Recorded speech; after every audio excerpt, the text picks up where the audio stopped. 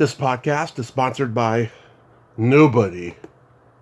Hey dudes, this is Judy Matheson, Amanda in Lust for a Vampire, and you're listening to Tommy Throwback Kovac on Splat from the Past. How's my American accent, Tommy? Hey dudes, welcome to Splat from the Past, the only 80s themed horror sci-fi show where things can get totally radical. Now today I will be welcoming a legend amongst the legends. I will be welcoming Ray Sager.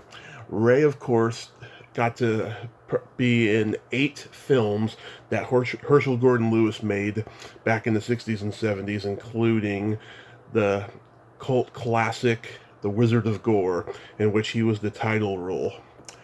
And it's going to be freaking awesome today. I get to talk to Montag from The Wizard of Gore. And then he went on to work behind the camera as an assistant director and producer on many low-budget Canadian horror slasher movies like Terror Train, Funeral Home, My Bloody Valentine, Humongous, Prom Night, working with guys that I've interviewed like Paul Lynch and Bruce Pittman. And it's going to be a great talk today. He's like the only guy I can find from the Herschell Gordon Lewis camp.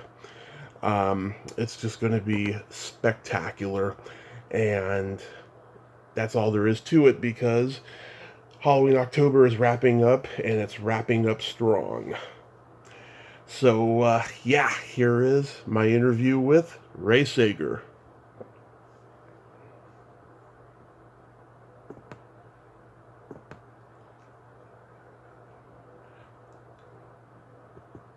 Hello. Hey, Ray, welcome to the show, sir. How are you today? Well, I'm as good as can be expected. My dog ran off this morning, and I luckily found her within 5 minutes. So, Oh, that's good. it gets better than that. Yeah, false alarm. Yeah. This is such a great honor. Thank you for taking the time today. Okay, well, I don't know how great an honor it is, to talk to somebody that, from the, I don't know, golden years of horror maybe, but not really. That's a very accurate description. So, going back in time, did you gravitate toward acting and performing early on in your childhood? No, I was, what happened was I was, first of all, an artist. I was drawing at the age of 5 or 6, Right. actually selling some of my stuff to unsuspecting tourists. And I went into art school, and then I segued around 8 or 9 years old because my parents moved us in a new school into doing magic. So then I started performing magic, and I went out and did kids' birthday parties and stuff like that. Mm-hmm. And I was about 10 or 11 at that time. And then I got a bunch of jobs, first real jobs, like, delivering dry cleaning, stock boy at a grocery store when I was around 11 or 12, Mm-hmm. 13, but 14 or so, I was an usher in a movie theater. And that was really inspiring in terms of that. As an usher, if there was a good show on, you could watch it over and over and over again, because Right. they played us all day at that time. So, and that sort of, I don't know that I was really heading towards acting. I did take a public speaking course, and the teacher in high school, he liked what I did in terms of speech, and suggested he ran the acting theater school or theater club, whatever it was, and we did performances, and I went in and did that for a couple of years. So, and then I went to Goodman Theater, which was like a big theater school in Chicago. Right. And then I actually went back and started studying art at the Art Institute again. And that's sort of how it came about. One thing I did notice was that I kept, when I was at the theater school, we were running very new, what would you call it, avant-garde movies, Warhol and Stan Breck and shit.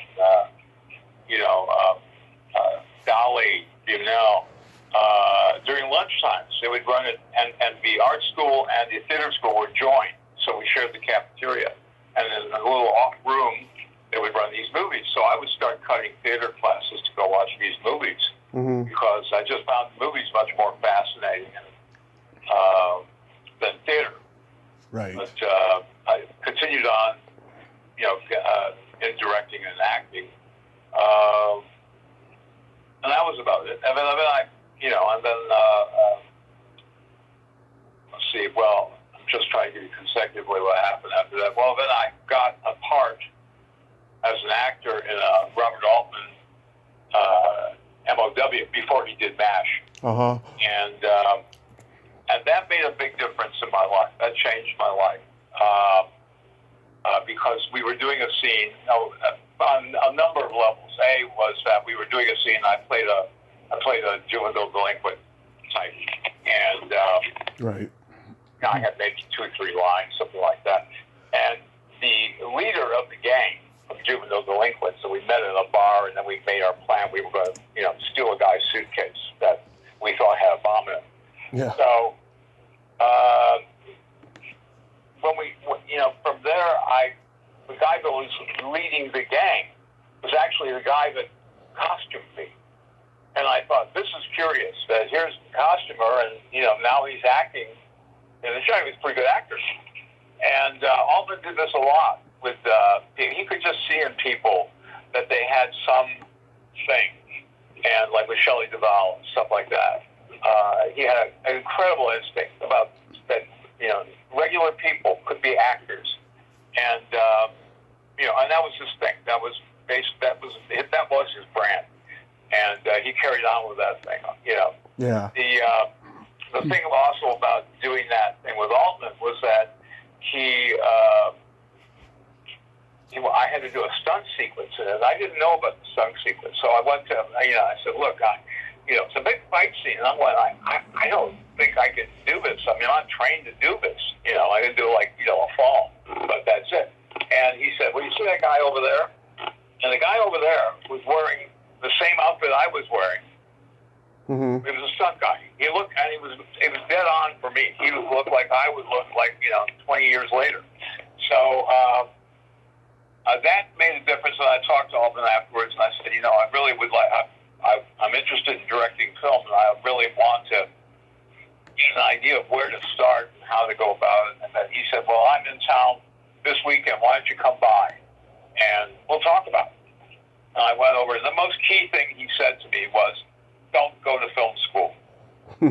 Yeah. They go into a studio, anywhere, pick up a broom, start at the bottom, and work your way up. He said, that's the way in. And he was right, and I was very right about that. So, but I continued acting for a while after that, and then I ended up at PBS in Chicago. Right. Which I kept applying to get there. Well, I ended up managing 2 movie theaters, and what was interesting about the movie theaters is that, I was a swing manager, but they ran a movie called Wild in the Streets. Oh, yeah. So, I think it was Wild in the Streets. And it was about killing everybody that was over 30. Mm-hmm. I think that was the one. And,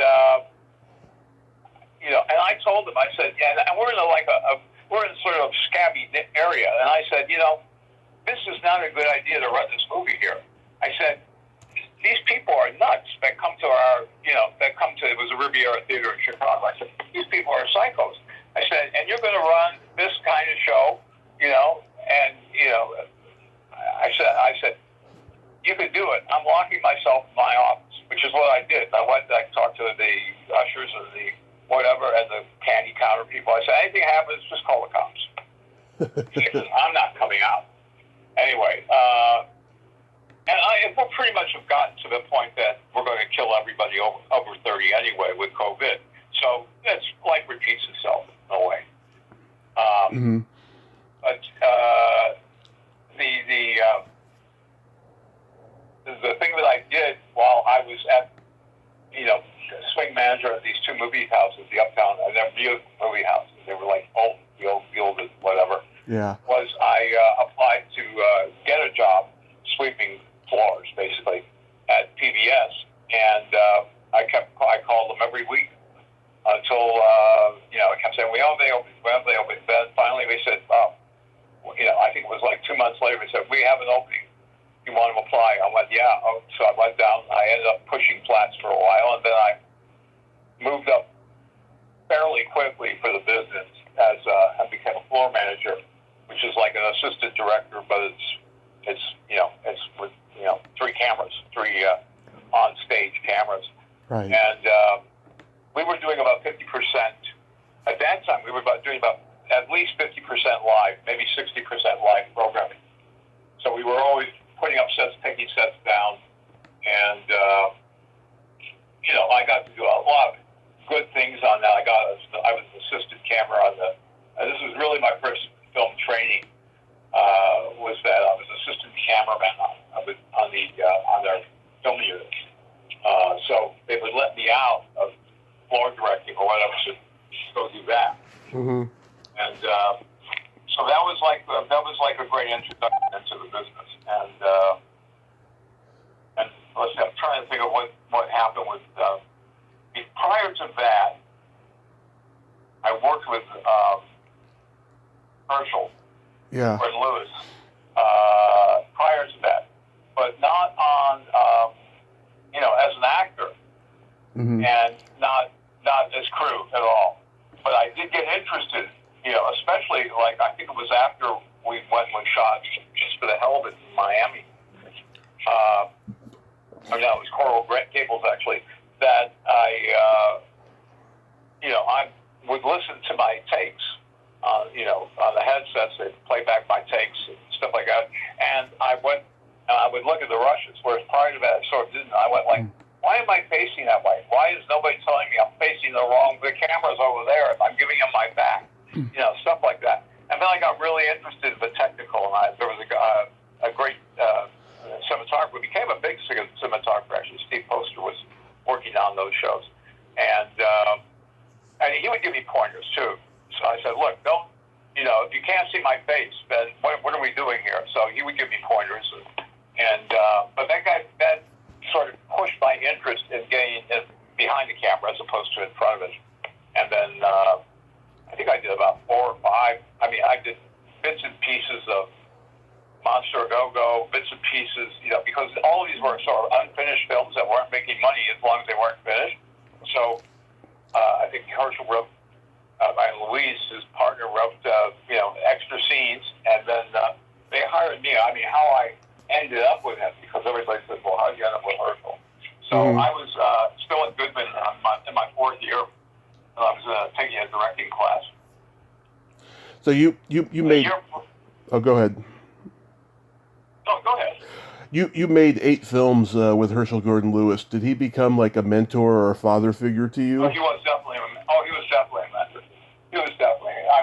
I learned a lot from him, and he was very gracious, and he allowed me to do stuff that other people would never allow you. Yeah. They were basically B films, and he didn't have a lot of. He didn't care that much about the films. He cared about making money. He cared about.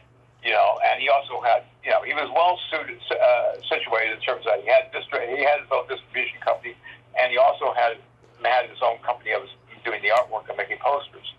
So, and do publicity. So he could generate in a very fast turnover situation. He could generate films, and we were doing about 3 a year at that time.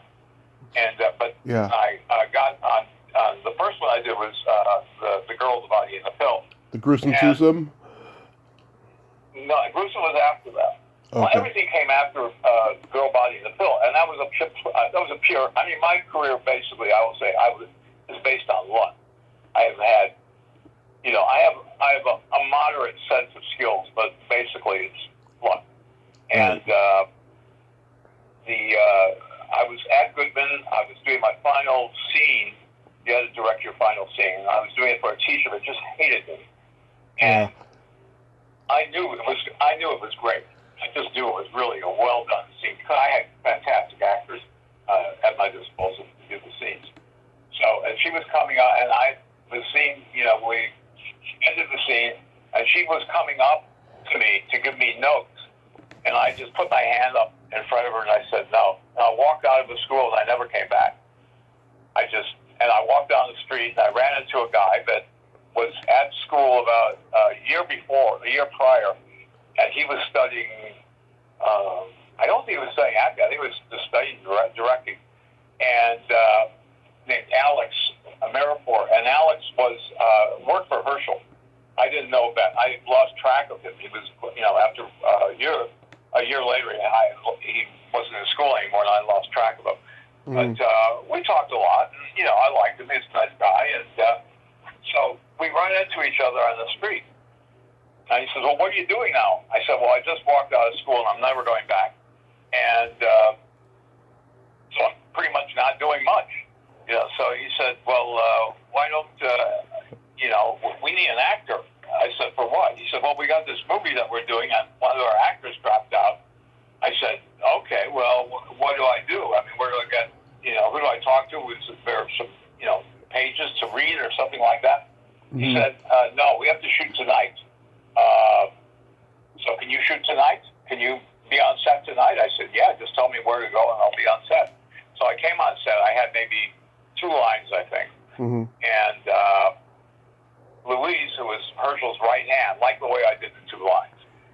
And then she started writing up the part. So I got a bigger part and in the show. And then they started carrying me as an actor onto other shows. I was sort of like continuous with them. Into Blast Off Girls, into Gris and Twosome, into, what was another one we did? This Stuff Will Kill You. This Stuff Will Kill You. Yeah, This Stuff Will Kill You was, I think, one of the last ones I did before I went to PBS. And I was also in one, there was one with this very large, tall guy. Yeah. Playing a Martian or something. And the worst part about that was not, I got a day's work out of it, but the worst was that they picked up this guy who must have been 6'8" or 6'9" in a Volkswagen. So we're up to set in a Volkswagen, cramped into a Volkswagen. I went like, who would do this? And, but, that was a day's work. Gris and Twosome was a day's work with Nancy Lee Noel, who I ended up acting with again a few times. And, and then after, and actually when I did, I'm trying to think chronologically when I did, This Stuff Will Kill You. I just feel like those were all after Gore. Right. Gore was a total fluke. And just for the hell of it, I think I did after Wizard of Gore. Right. And now it's a long time ago. So I don't, I just sort of keep them in a vague order. But so I became like a regular with Herschel, and then he would also let me do things like assistant director, and production manager on Go-Go Girls, Go Girls. Right. And he just kept me moving. And especially after I was at PBS for a year and a half. While I was at PBS, I met, what was his name now? Hilliard Elkins. Hilliard Elkins was very big because he had produced on Broadway O Calcutta and a couple of other ones, Scooby-Dooby, and he had a great reputation as a producer, and we had him into Channel 11 as which is the PBS station. We had him there doing, in a talk show scenario. Right. And I like his first line was, "I am unabashedly commercial," and that's it. He also had done Alice's Restaurant. Right. I've seen. And so I thought, well, I wanted to, it was fine being, what they call floor manager, floor director at PBS, but I thought, I got to get out of here if I want to, find a directing career in films. So I talked to him. So what happened was there was a power outage, and so the panelists and I were all hanging around. So I started talking to Elkins, and I said, look, if you ever need somebody, I could fly out to New York, or I could, because I'm a trained technician on films, and, I could do something. He said, well, as a matter of fact, in about a month, I've got a show coming into Chicago. Why don't you talk to the production manager? And he liked likes you. Maybe you'll get hired. Mm-hmm. And that was it. And then he kept it, and I went, oh, yeah, sure, that'll never happen. But anyway, so the production manager calls me, and I get the gig, and it's we're doing a movie on the Chicago 7, which they recently did a movie on the Chicago 7 on Netflix. Right. So the movie we were doing on them was we were following them around while they were on bail everywhere. We would just stick with them. They'd leave a courthouse, we stuck with them. And it was a documentary aspect to the show. So we were shooting, the first part we were shooting was a documentary aspect.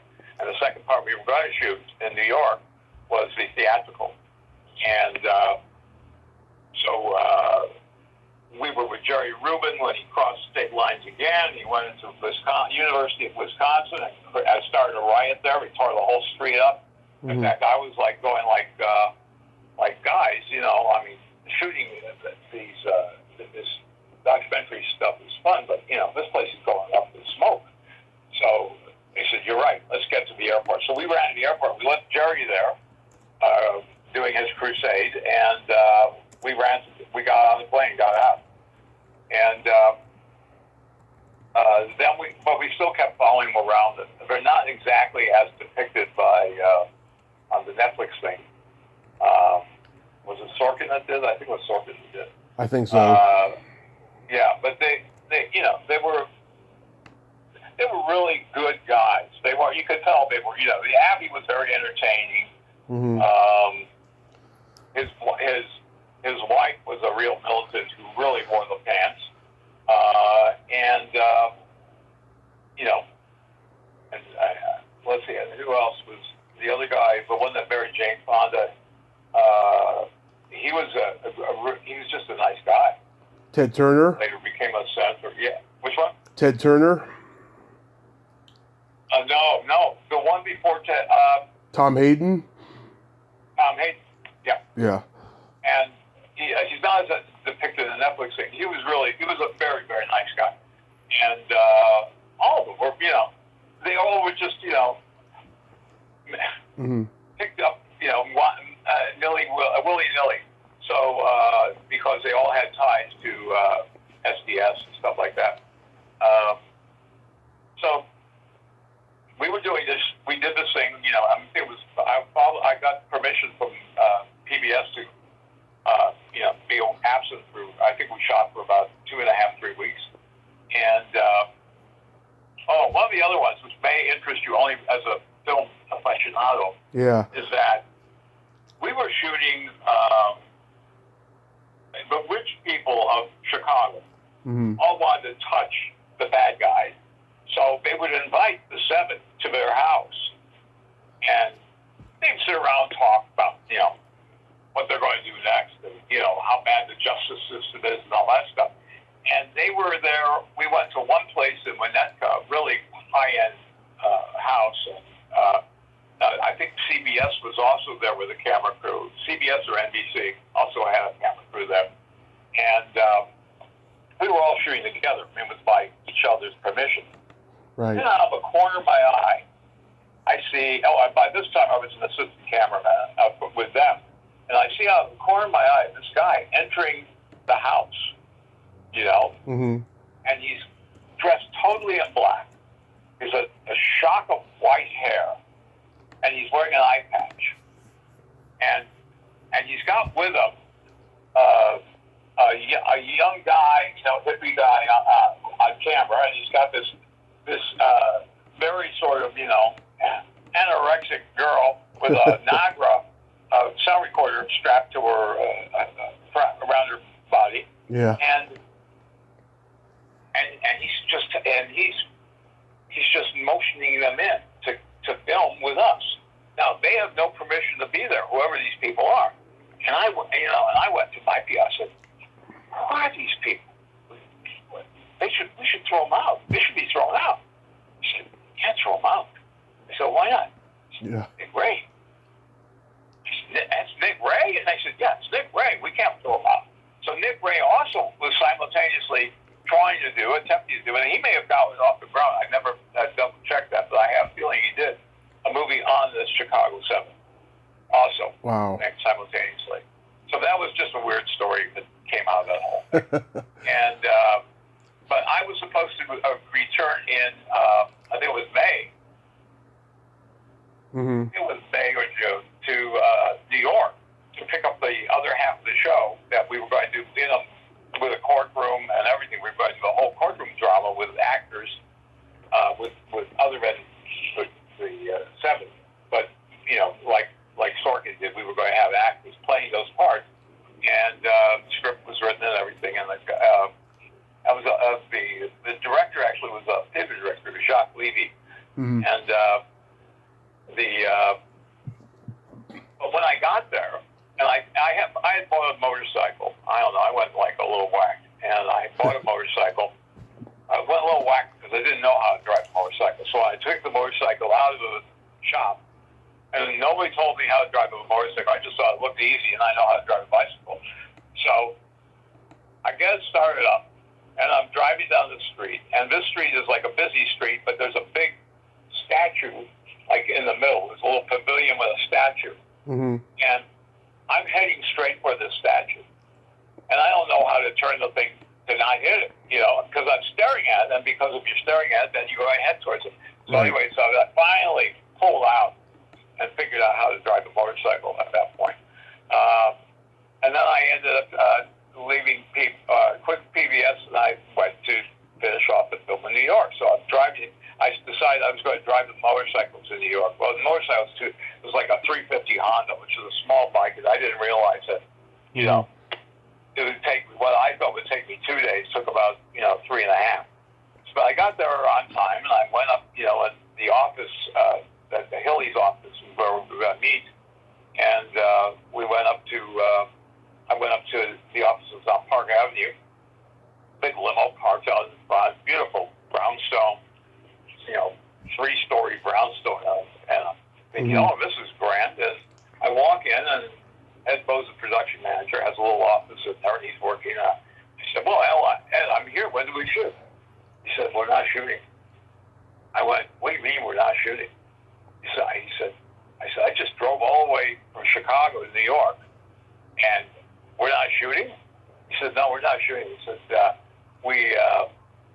Hilly's had a little problem.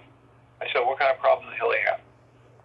He said, well, he's bankrupt. I went, what do you mean he's bankrupt? I mean, he's got the Rothschilds on Broadway. He's got, Scooby-Doo on Broadway. He's got like 4 shows on Broadway. Yeah, but he's bankrupt.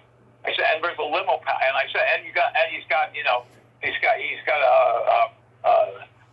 Mercedes limo parked outside, and the place is loaded. He was married to Clara Bloom at the time, and the place was loaded with antiques. And I'm thinking, you could just sell off the antiques and make a fortune. But he said, well, how come if he's broke, he's still going? They said, well, they can't bankrupt him, because if they bankrupt him, really bankrupt him, they'll never get their money back. Right. They give him enough money to keep going, to try to make another hit show that they can pay back all the investors that he owes the money to. So, and that was a great lesson for me. Mm-hmm. That was a lesson in life. That was a lot. There are various life lessons that you get. If you're lucky enough and you're aware enough and you're cognizant of stuff. And that was a big life lesson. They're keeping them going because they want them to make another hit show. I went, well, that says it all. I got other stories about going to Chateau Marmont in L.A. Remind me about that. But anyway, so there I am. I don't have any money with me. I stayed at motels on the way in. I left my kidney someplace there because of the, it was a small bike. Mm. And I don't know where to go.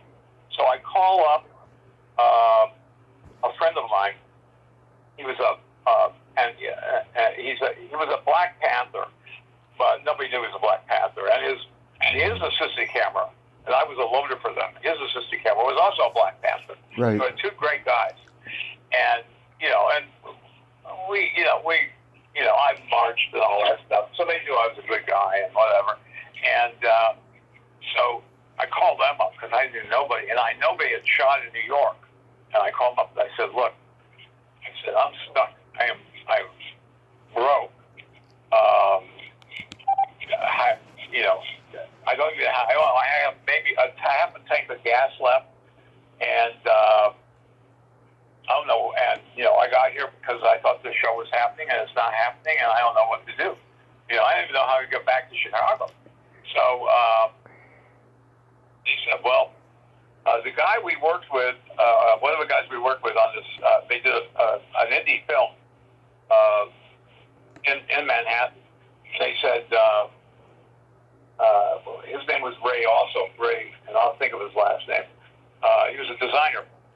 And he said, well, go see Ray. And he gave me his number and said, call him up and he'll help you. Mm-hmm. Ray Menard was his name. I don't know if he's even, I doubt he's alive anymore, but anyway. Mm-hmm. So he said, well, I said, okay. So I call up this Ray Menard, and with my last, I've got maybe 60, 70 cents with me now. And I call him up and I said, I got his wife. He says, Ray there? No, he's doing a film in Florida. Mm-hmm. He's not back till tomorrow. I went, oh. But I said, look, I talked to, I wish I could remember their names. If I look them up, probably could. These two guys from the Panthers said he had worked with on a film in New York City, and they said that Ray could help me out. I said, my issue is that I'm here. I came thinking I was going to have work, and that I don't have work, and I need to, and I need food, and I can't shelter and whatever. I can't afford another hotel room night, So she said, well, look, my husband will be back tomorrow morning, but why don't you come out to where we are? And you could stay here for the night and talk to my husband when he gets here. Mm-hmm. So I said, okay, where are you? She said, well, we're out on Long Island. So, I don't even think I had been to, I think I was in New York as a kid. A couple times, 2 or 3 times, to see relatives or whatever. And I think, and once when I was 13, but, I don't have a sense of where Long Island. So I said, okay, so, I get maps in the days of maps, and I'm finding my way, highway-wise to it, and I'm almost out of gas. And I go to a filling station. I said, I'm trying to get to this place on Long Island. I said, do you know how far away it is? Oh, it's about, another 20 miles. So I said, the guy who was running at the filling station, he was a hippie with long hair and all. Yeah. And my hair was longer then too. And then he says, I said, I don't have any money for gas. Can you help me out? He says, he filled me up. He totally filled up my tank. And I take off, and I picked up a hitchhiker on my bike, and he said, I said, where are you going? He said, well, you just have to drop me at this bowling alley, which is, about a mile and a half down, or 2 miles down, something like that. It wasn't long. And he said, that's all I need. I just need to get to there. And he's got a bag with him, carrying like a brown paper bag sack. Yeah. Like grocery sack. And I take him to the bowling alley, and he says, well, wait out here for me, because I explained my situation. I said, look, he thanked me for the ride. I said, he said he's grateful. I said, I'm grateful to the guy that I talked to at the gas station, filled up my tanker. I would never been able to pick you up. He said, wait out here. He says, have you eaten? I said, no, I haven't had any money for food. He said, well, wait here. So he goes in. Mm-hmm. But he comes back without the bag, and he's got, like a few $100s with him. He says, I'll buy you something to eat. So he obviously did a drop-off at a dope deal, and, and I had no idea. And then he, gives me money to go eat, and, and that took care of that part of it, because there's still a long way to go in terms of the island. I didn't know they were past the Hamptons, I think. Yeah. And so I finally get there, and by now, I think I left at 7 at night. By now, it's around close to 12 midnight. And so I go up to this. It's like a mansion. It's like a 4-story mansion, old mansion. On the water. Mm-hmm. And I went, well, this is pretty good. So I go in,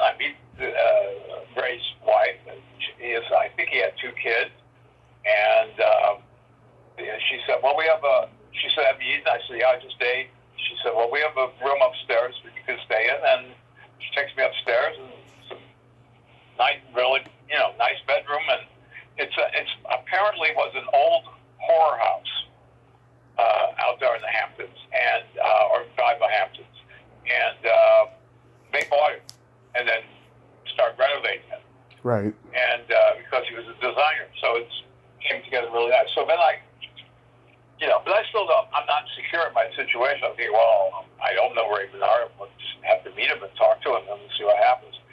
Well, he comes. So he finally comes the next day, and we talk. And he's older than myself, and and we get along. And he had the best dope. He had the best booze. He had the best food. He had the best of everything at his house. And I was there for a week, and finally I said, Ray, this has really been slow. I said, well, I gotta work. I gotta get out of here.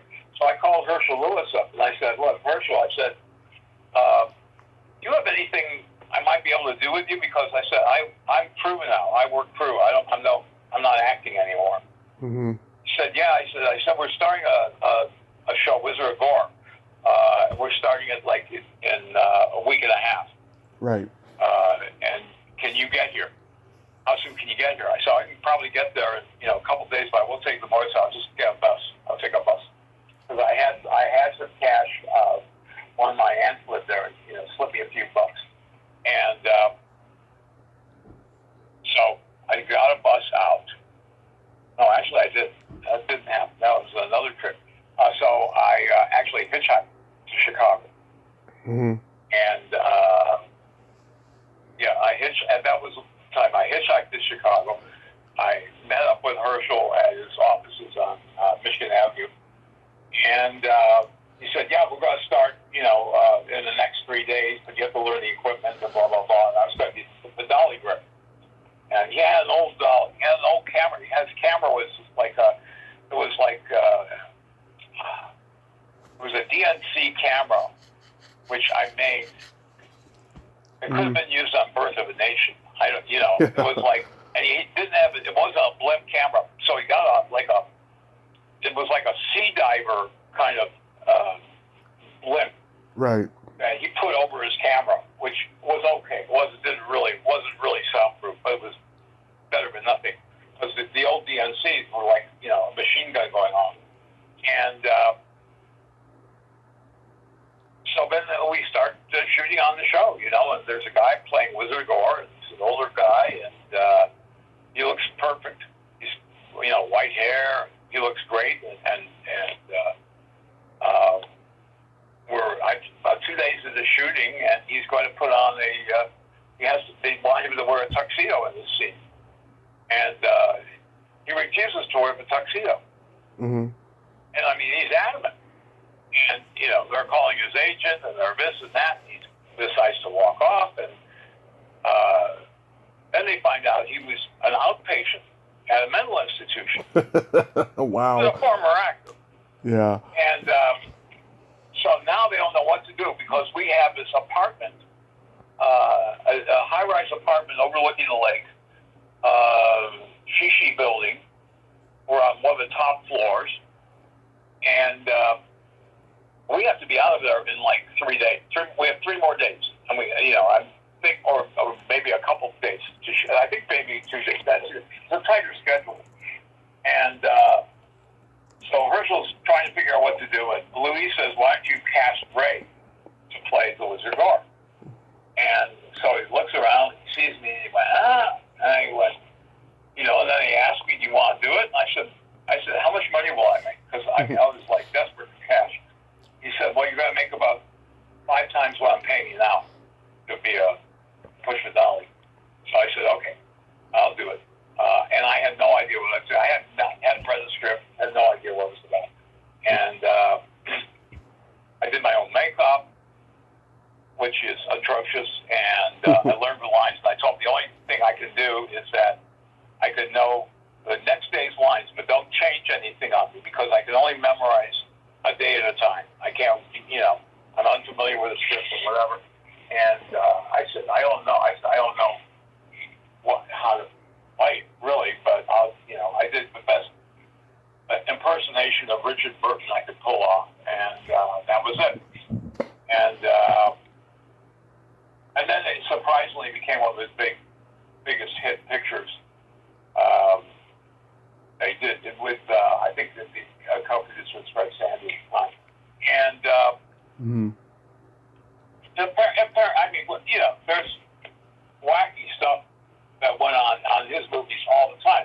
Yeah. And very few things bothered him. But one thing I loved about Herschell is that he rarely ever got angry. I never heard him raise his voice. He had plenty of reason to. I mean, stuff would just go sideways, and he just, just stayed even-tempered through the whole thing. And I remember we were shooting. Have you seen the movie? Yes, I love it. Okay. Well, you know the scene in the graveyard where I raised the casket from the ground? Yeah. Okay. Well, what we did was we rented a graveyard. Now, unbeknownst to me, it was a graveyard for black people, and so there I am, and we do. I think we're on take number 3. I mean, he rarely did more than 3 takes. We did take number 3 of raising them because it didn't go up right the first time, and then the second time, it was a little bumpy with the casket rising. It was one of those things where you hand rotate somebody off camera, rotating it up. Right. And so on the third take, it works, but I hear this, there's this off-screen, offside yelling going on. And I hear a car pull up, I hear off-screen yelling, and then I hear people getting in a car and then slamming and driving the car off at breakneck speed. And Herschell, doesn't know what it is. He hasn't seen anything I've seen out of the corner of my eye. These people that came for one last look at somebody, and there they see this, silver coffin rising out of the ground with a blonde girl in it, and that must have freaked them out. So Herschel, what's the hell of that noise going on there? I said, there were people that came by for one last look, and, this is what they saw. And it's like, oh, wow, okay, let's do another take. So the guy that owned the funeral home was a whack job called Callahan, and he's actually in the show. So the guy that plays that was part of the deal, was that he would get a part in the show. So he plays the attendant in the morgue. Yeah. And who looks slightly stunned. Well, he's not stunned, he's drunk. He started drinking. I always remember what it was. Johnny Walker Red. Yeah. He was drinking Johnny Walker Red, but we got there in mid-morning. So by the time we got to shoot a scene, which was already around 5 o'clock at night, he's toast. He's just white wasted. Yeah. So Herschell does whatever he can with the guy. When he was coherent at one point, I said, Mr. Callahan, I said, this is a very nice graveyard you have here. I said, he said, I never come. And he's from the South, which was doubly funny. Yeah. In Chicago. He said, well, I don't really see this place as a graveyard. I see myself as an investor in small land development. I never forgot that line. An investor in small land development. So I went, okay.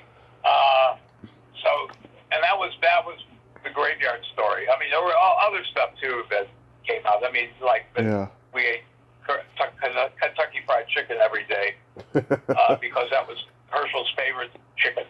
I mean, a favorite dish. And he made a deal with Kentucky Fried, and because we also did a promo spot for them in one of the other movies, I think a Blast Off Girls. And so he was, so every day for crew lunch was Kentucky Fried Chicken. And I say, Herschel, people, they hate this. No, but I love it. So, and that was it, that was the end of the discussion. Yeah. So unless I wanted to bring my own lunch, I'm eating Kentucky Fried Chicken every day we shot. Wizard of Gore shot 3 weeks, which was different. His other show shot maybe 2 weeks, 2 days, something like that. That was the longest shoot. And I think it had more money because Fred Sandy came in. Fred Sandy, I think, was from Philadelphia or from... he was also a low-budget guy. He was like, the Solomons and the Arshkoffs and all those guys, at that time. So what made you move to Canada and work behind the camera? I stopped acting, not officially, because I would always take small parts in movies. I never asked for them, but somebody didn't show up. You know, it was a small part. I take it on any of the other horror films I did. So you'll see credits in horror films that the only one was when Lee DeMar asked me to do his homage to Herschell that he did Final. What was it? That's Final Cut, not Final Cut. It was Slash Cut. Mm-hmm. So that was the only official acting job I did after I left the States, and I didn't want. The only reason I kept working with Herschell, he had been all the way up to Gore Girls, was that he let me do other things. You know, he let me direct. I directed on Gore Girls. I directed scenes in This Stuff Will Kill You. I directed scenes in about 3 other movies where he would let me direct scenes. Yeah. It was usually that he just was at the end of the day, and he wanted to go home. You know, so he just said, "Yeah, you can do it."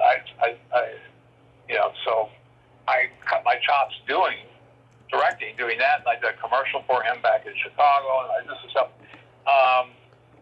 And I still had these dreams of being a director. But how I got to Canada was that I have done almost every possible job in the business that you could do. Yeah. When you're in a small market like Chicago, well, that's what you got to do. If you're a freelancer, you keep moving around like that. So I ran sound with Bill Rebane, you probably know of. Oh yeah. And I've interviewed him. You know, yeah, and I with for another company there, we were doing basically a lot of what they call industrial movies, stuff like that. Yeah. And some sound for Encyclopedia Britannica, and also was thanks to those guys, those 2 guys from the Black Panthers, because I ended up in another situation where I ended up in New York. Mm-hmm. First, I was in Dallas, courtesy of the fact that we had shot in San Antonio on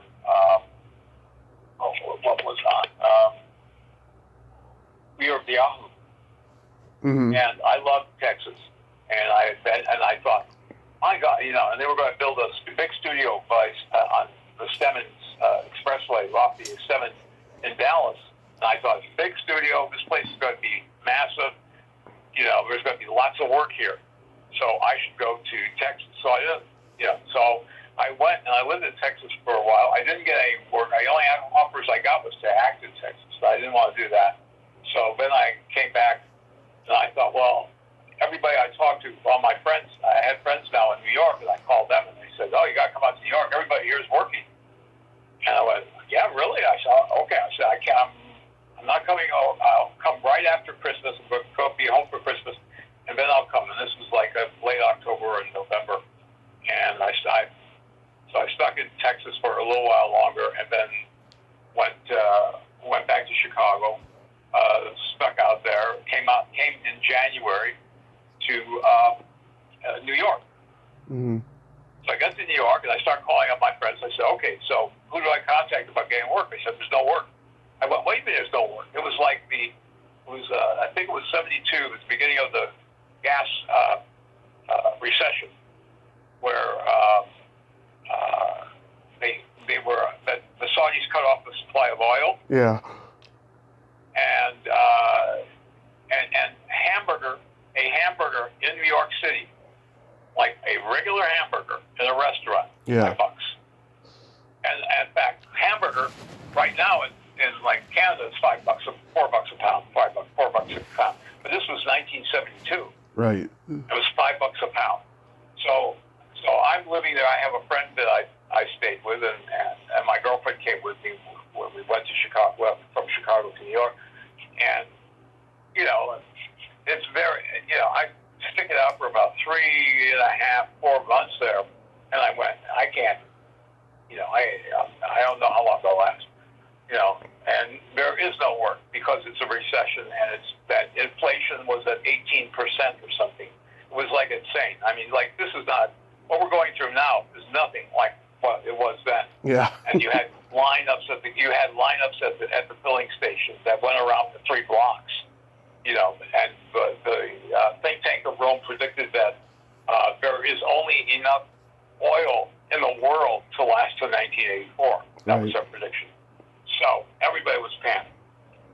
And to live, we were living on a hamburger helper. So we get up on a hamburger helper because there's like 4 of us living together, and we figure out 30 different ways to make hamburger helper with peppers, with onions and peppers, with onions, peppers and mushrooms, and what, any way you can. But that's what we were living on because that was a recession. The only thing I was able to do was I saved up enough money to go see Clockwork Orange. Mm-hmm. And because I was just so determined to see that movie, which was a major shift in my life. That movie really shifted my life when I saw Clockwork. Right. And that was These when you have good memories about business, they carry you for the Yeah. they carry you through any of the tough times. But that was a fantastic that I got the money together to do that. Because, Yeah. I was just scraping. And I was going to ask you, how was making Terror Train? so Terror Train was after I got to Canada, and the reason I got to Canada was that as a sound man, I hooked up with a guy called Alan Davis who was producing. And we were doing a great idea, a great concept show called it was about traveling America in an RV, and it was like in 1975 or so, 74, 75. And and by that time I had made it back from New York and the hard times, and I was ensconced in Chicago again. And we went down to Florida to shoot in not in the Overlays, but in where the coral reef is in the Keys. And I got to talking with this guy, this producer, and he was okay, and he wanted to start a company, and I said, okay, great. So what will I do in your company? He says, well, you could be the producer. I want to direct, and you can produce all the stuff. So we started up the company, and we actually did one project that with contacts I had, and we made money, and we were also pushing holograms at that time too, which was unheard of because it was like way ahead of its time. And but we couldn't. It wasn't. We had great holograms, but it wasn't a successful venture. So after that one gig, we started lining up stuff. We auctioned a book from a guy who wrote a book on Chicago politics. And the guy we auctioned from was a judge, and he wrote this book on Chicago politics, pure satire. And we auctioned it from him. And then we started lining up investors, and and that was the time of the big tax write-off scam in America, the tax deal.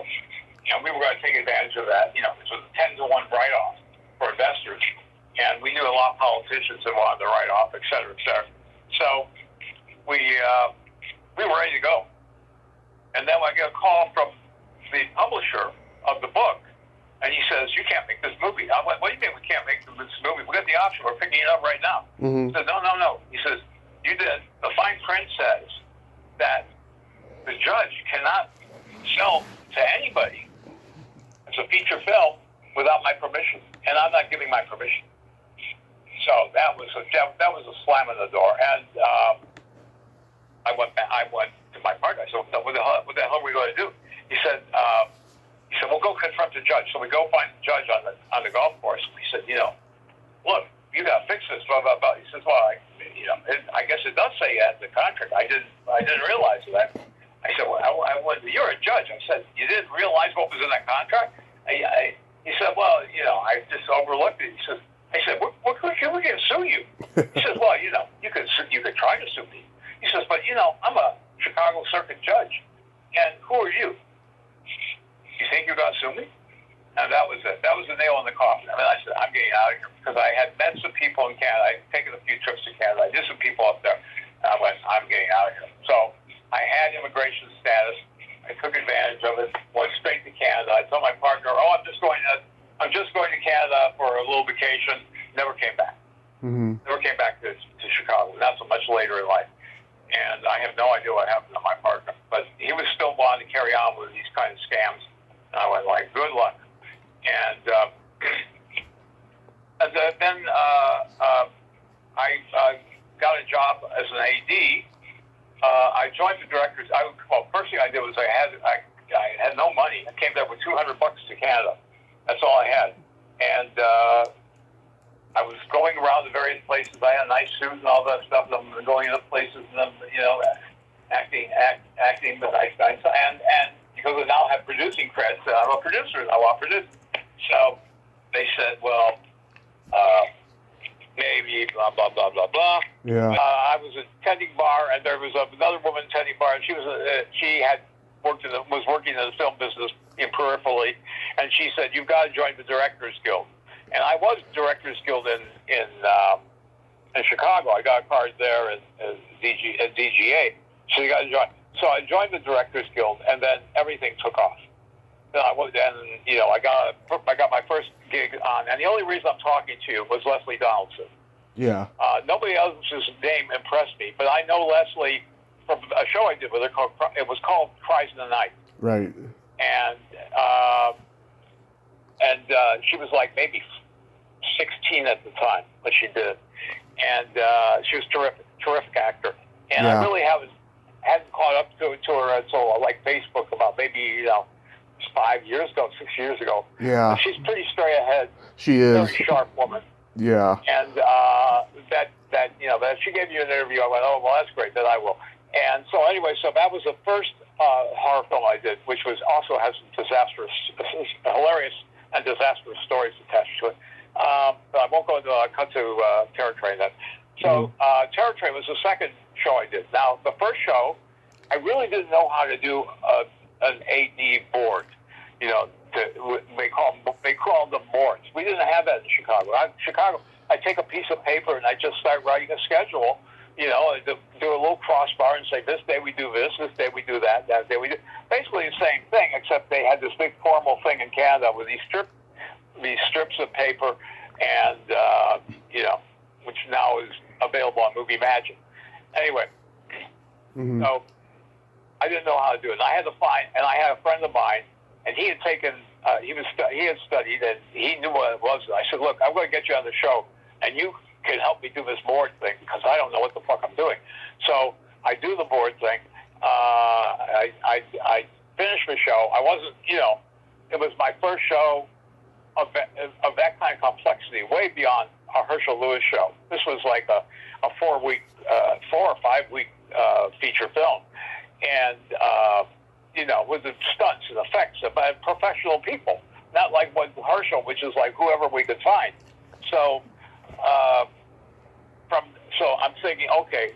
Then I get a call from Montreal for a film called Terror Train, and I'm thinking, okay, well, this may just, if I don't do better on my next film, which I wanted to prove what I'm doing. I said, that'll be the end of me. So I go on to Terror Train, and I hire this guy who's now directing, Dave McLeod, the second AD.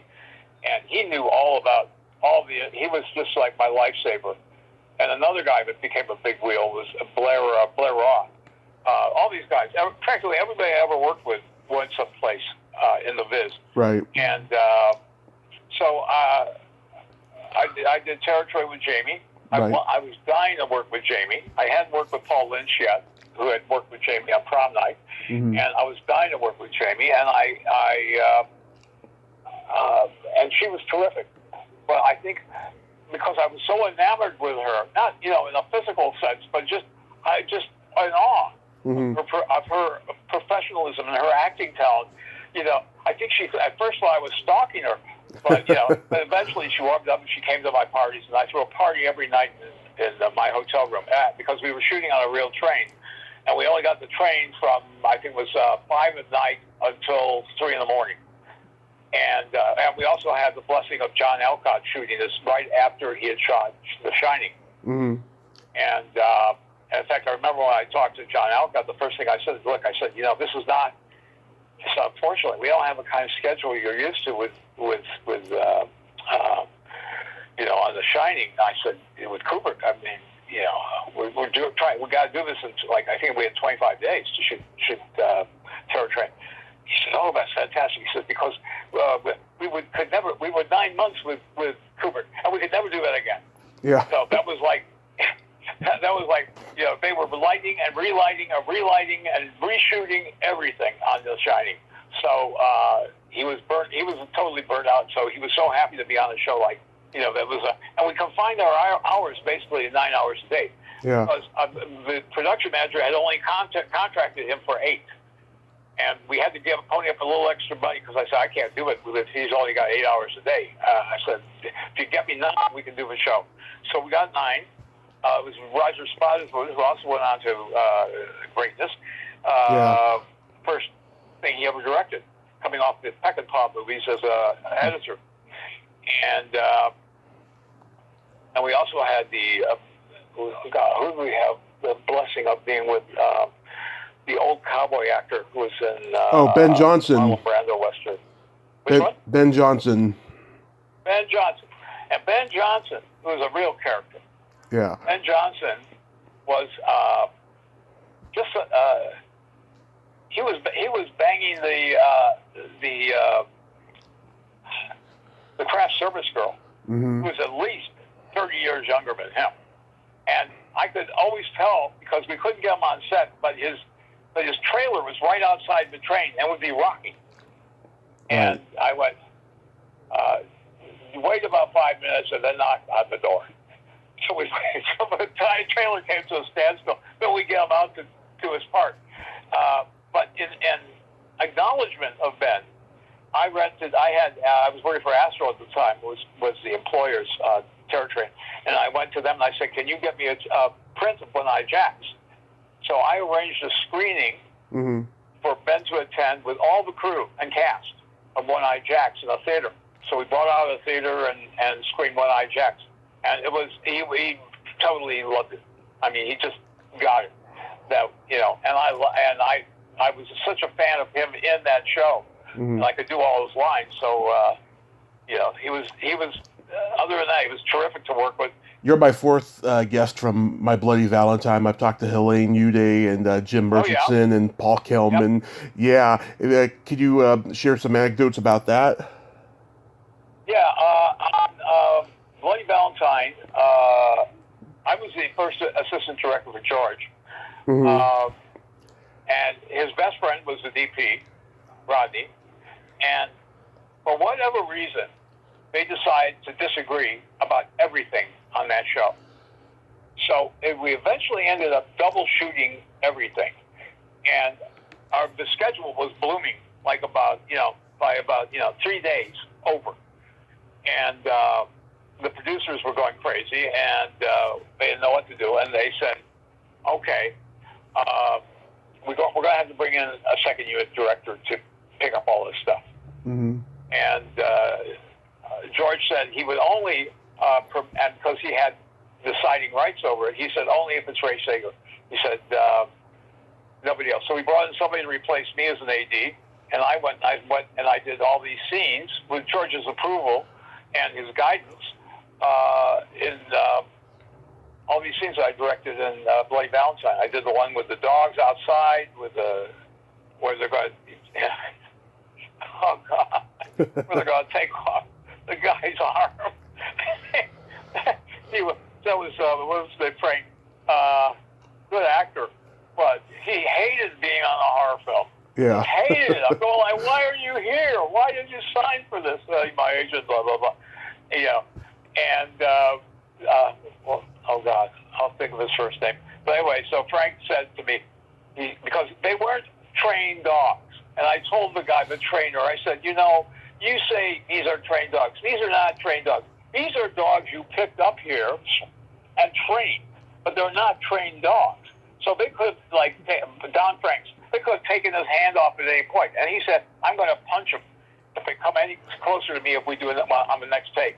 So I said, no, Don, this is the last take. This is it. And I did the one in the laundromat where they pulled a ticket out of the lady's mouth. I forgot what it was. There was something in her mouth, the corpse's mouth.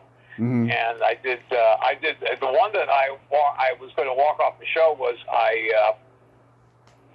I did the one with Kelman and a bunch of guys racing their cars out of the mine yard. And you'll see, if you look at that shot closely, that at one point, somebody jumps in the air.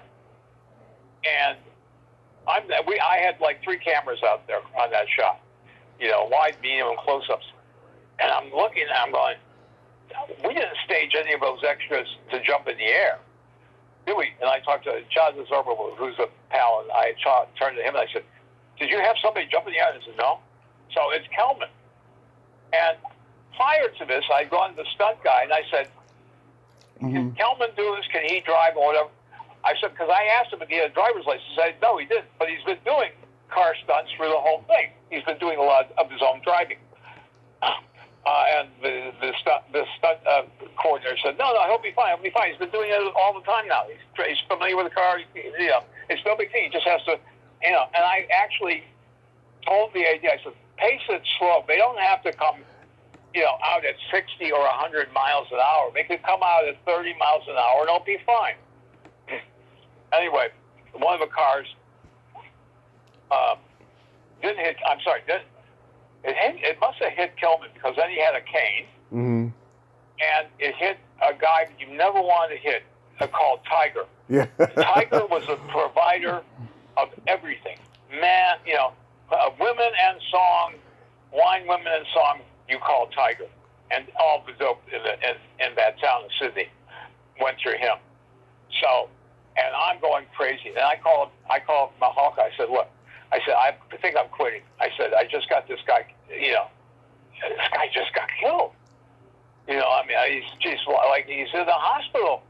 And Kelman actually didn't have much problems, but he kept playing that thing. But he had hurt his leg and he kept limping. And, and what we did, because nobody liked Kelman. Yeah. So when he would go around with his cane, and we kept whittling. When we get his cane off camera, the props people would take like a half of inch each time off the cane. So pretty much the cane kept getting shorter and shorter, and just as a joke. But anyway, so I have avoided going to see Tiger, who's now laid up in the hospital. The last guy you want. With an insurance claim. So I take that. So it's my off day, and I'm thinking I haven't seen the guy. He's still there, and it's over a week and a half. I said I gotta go see him. So I get a cab to the hospital. And I'm talking to the cab driver, and the cab driver is from Nova Scotia. She says, "What kind of show are you guys doing?" And we had kept it under wraps that we were doing a horror film because we thought the town would turn against us if they knew we were doing a horror film. I said, oh, well, we're doing and I was really so sick of bullshitting, I just said, we're doing a horror film. He says, oh, a horror film, eh? I said, yeah, we're doing a horror film. It's a scary movie. He said, I'm so glad to hear that. He says, because everybody else thought you were doing a show like Mr. Shabib did, going down the road. It made us all look like fools. I said, no. Now, as you know, Mr. Shabib's film became a classic going down the road. And I've actually worked with Paul Bradley after that, later on. But I couldn't believe how happy he was here. And obviously, he passed the word around town that we were doing a horror film. I mean, how many cab drivers do they have? So anyway, I go in to see Tiger. Right. And I open the door, and I start coming in. As soon as he sees me, he starts moaning. And it's like, no. And I turn out and said, Tiger, I'll get the nurse. So I get the nurse. I said, what's going on? I mean, he's been here, it's over a week and a half. And then she says, there's nothing wrong with him. I go, what do you mean there's nothing wrong with him? He's still here. She says, no, he's just faking. There's nothing wrong with him. But because he keeps moaning, the doctors buy into it. But he walked, he's fine. So, anyway, he did sue, and he got a lot of money. Probably, I think about $30,000 or something. Oh, man. Yeah, but yeah, and a lot of the directing that I did on, in terms of the effects, like Helen and Judy's head going through the shower and all that stuff, it didn't make the cut. Yeah. George and I were very upset. I mean, part of it was Paramount's release date. Releasing on, why you would release a horror film on Valentine's Day called Valentine, Bloody Valentine. Yeah. I don't know. Because couples, they're not going to go see that movie. Yeah. No, that's not the kind of thing. Doris Day, maybe, yeah, but not that. So it screwed us, and it screwed because they couldn't get a rating. They needed to get an R rating, I think it was. I think we got an R, but they were going to get an X. And the X would have killed us. And that I encountered that too when I was working with Pierce Simpson, that I actually had to go down to LA and go and cut with the editor, with Nick Rotundo, and we would go frame by frame cuts till MPA was satisfied with the cut that it was an R, not an X. Yeah. And so on Bloody Valentine, a lot of the stuff that I shot didn't make it in. Oh, the hardest stuff for me to shoot was the one with the heart in the box. Yeah. It never worked. I kept carrying this prop with me, and every time we were down for some reason or another, Mm-hmm. they say, "Okay, get the heart up. We're going to shoot the heart." And so we'd shoot the, and to get it pumping, so it looked like it was a real heart pumping in the Valentine's box. Yeah. It was like it never worked right. And I must have taken that thing out at least 8 times. At least 8 times that I've taken it. We tried that thing to get it right. I think one time it was good enough, but it just never worked as a prop. But we also had excellent, effects people. The Bourbons were on that, and they were well known in the horror business for delivering the goods. I mean, so I met a lot of really great people on that show. That and I'm still pals with Mahalka, Mm-hmm. and and he also still feels he wants to do his cut. I don't know if he ever got to do his cut. Yeah, I don't know. A revised cut with all the gore in it, that we did, and we labored a lot of it, labored with love, a lot of the stuff to get it right, and just damn shame. But what else would you like to know? Now that I've taken up your whole program for the next 4 years. No, it's okay. You've been telling great stories. Do you have any upcoming projects you'd like to promote? No, just I moved into exec producing, and I don't know how those exec producers do it. This is my first gig doing it, and we have a project based on Catherine Medici that we're pushing. We have taken the origin story of Catherine Medici. Not Stars is doing one too, but they're taking it from when she's already in the French court and established. We're taking it prior to getting there, which is actually a better story about having, about all the political intrigue with the Pope and everybody else, and the king selling out his 2 sons and then bringing them back in and ransom and all that stuff. I mean, it's a much better story than just taking it from where she's already ensconced with the French king. And it's about 8 episodes series that we're pushing to the streamers, because that's now the big thing. Awesome. Well, I'm so glad that Peter could connect us, and I thank you so much for coming on today, Ray. I'd love to have you back to talk about the prom night movies next time, but... Oh yeah. I have a lot. I've got big stories from those. God knows.